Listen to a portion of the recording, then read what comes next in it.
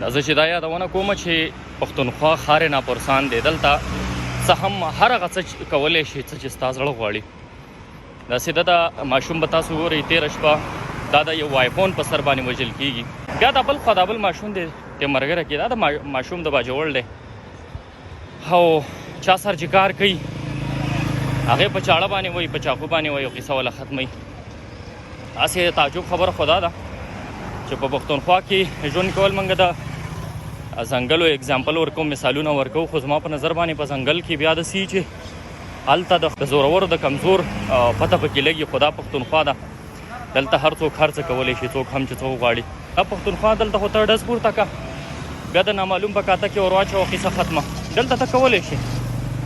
نو هسې وایم پښتونخوا کې ژوند کول دا ډېر زیات د ریسک سره مخامخ کېده. سر په تلي کې ګرځول دي، کله هم څوک هم ستا نه ډز ویستی شي. دا 2 ماشومان په 2 ورځو کې دننه هغه خپل ژوند له لاسه ورکوي. خو خلک خاموشه دي. یو خو هغه قصه چې بار بار کېږي خلک ورسره عادي کېږي.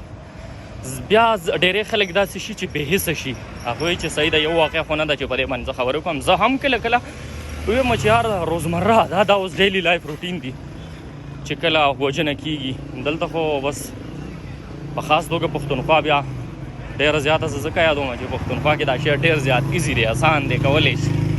کله هم څوک وژلی شي، کله هم څوک اوچتولی شي، کله هم چاته هر قسم زیان نقصان ور رسولی شي. پښتونخوا ده وروره.